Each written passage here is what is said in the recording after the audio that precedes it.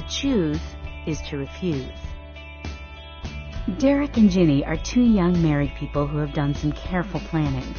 They recognize scarcity and accept the opportunity costs of their decisions.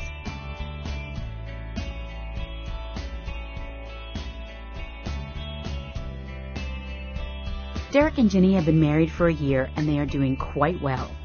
They don't have a lot of things, but they're still happy and still in love. It hasn't been easy, however. There were plenty of sacrifices and even some yelling and fights. But they knew what they wanted, and they trusted and loved each other. So they usually got over the arguments pretty quickly. Usually. Before they got married, Derek and Ginny worked out a budget. Because they understood scarcity, decision-making, and alternatives, they knew their limited income would have to stretch. Although both attended a community college, a 4-year degree was their ultimate goal. That meant lots of sacrifices. Working 20 hours each a week brought in $2,000 after taxes and deductions for both of them. Their jobs paid pretty well, but Derek and Ginny knew that they'd be working even less once their tougher upper division classes kicked in. They had to save as much as possible to give them a cushion for their last 2 years of college. After talking, they agreed on saving 10% every month. It was time to set some priorities. They already knew to set savings aside, so that was taken care of. Derek and Ginny's parents offered to give the couple first and last month's rent, as well as a cleaning deposit on an apartment. That meant they only had to come up with rent every month. Then, they figured in utilities and food before brainstorming to figure out other potential monthly expenses. After getting it all on paper, it looked like round one. It was a wake-up call. Their take-home pay was $2,355 less than their projected expenses. Even their essentials, savings, rent, school, utilities, food, and cars, totaled over $3,000. What could they possibly give up?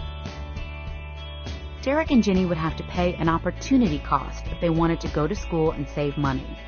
In this case, they'd have to realize they couldn't live as well as they had when they were living with their parents. A quick check of the classifieds showed they could save by renting a 1-bedroom apartment instead of the 2-bedroom they wanted. According to their budget, Derek and Ginny were spending $1,025 each month on transportation. It made perfect sense to Ginny that selling Derek's Camaro and using the money to pay off her Volkswagen would be a great way to save big bucks. They both had bikes, so having only one car made sense. Derek's car, though clean and sweet, was much more expensive to maintain and insure than Ginny's Beetle. A rather loud discussion ensued.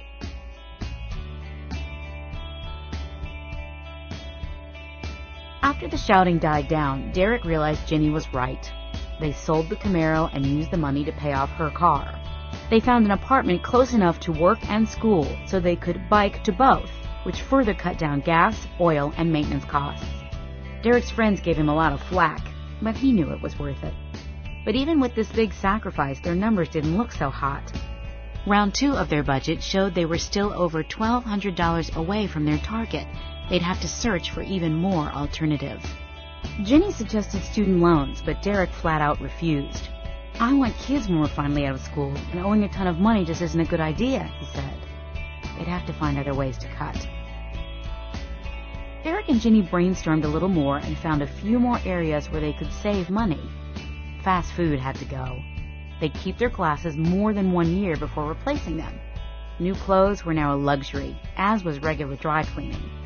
Instead of calling his grandmother in Alabama every week, Derek would write letters, email, or wait for her to call him. She would not like the change, but scarcity made it necessary.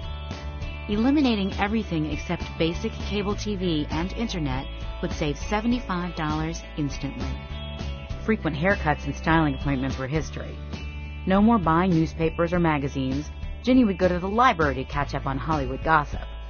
Lastly, they both decided that only saving 5%, $60, would have to do for now. This education stuff was costing them plenty in opportunity cost. But even after this painful round of cuts, Derek and Ginny were still short, to the tune of $585. Maybe it made sense to work full-time for a year, save some money, and then start college. But Ginny knew what would happen. They'd both get used to having some money, they wouldn't save anything, and then they'd be right back where they started. Suddenly, Ginny had a great idea. What if she and Derek put off getting married until the fall? That way, they could live with their parents and work full-time all summer, saving all their paychecks. Even if they spent $1,000 of their summer income, they could spread the remainder over 9 school months, which would fatten up their already lean budget. If they knocked their monthly saving to $70 and took out a student loan for the rest, they could make it work. Derek wasn't happy about that part, but after some recalculations, he knew Ginny was right. This budget would work for their first year, but they'd have to make a new one for the second year. They began to question their wedding plans. After all, their parents would support them if they lived at home. But they were in love, and putting off their marriage for 3 months seemed like an eternity. A year would be impossible. The other extreme possibility was to just forget this school thing. But Derek and Ginny knew the reason things were so tight was because they did not yet have an education. A college education would provide them with the lifestyle and income they wanted for themselves and their family. Just not yet. Unlike Paula and Jerome, Derek and Ginny understood scarcity and opportunity cost. They knew they couldn't have everything they wanted all at once. They would have to place their wants in some sort of priority list, giving up certain things so they could have others. The best thing you give up when you make a choice is the opportunity cost. Whenever people choose, they choose between 2 or more alternatives. They select one and give up the other. That thing they reject is the opportunity cost. If you buy a cell phone that costs $99, the actual cost isn't $99, but what you would have purchased with the $99. 2 weeks worth of fast food, concert tickets, or 3 fill-ups at the gas station. If fast food was the best alternative not selected, the decision to buy the cell phone cost 2 weeks worth of fast food. The important lesson here is that there is no such choice as a free choice. If your Aunt Esmeralda invites you to lunch on Saturday afternoon, and you go and have a great time, the lunch still wasn't free. You allocated yourself to that lunch. The lunch with Aunt Esmeralda cost you whatever else you would have done had you not chosen to go to lunch, like shopping, sitting in traffic, watching TV, or cleaning the garage.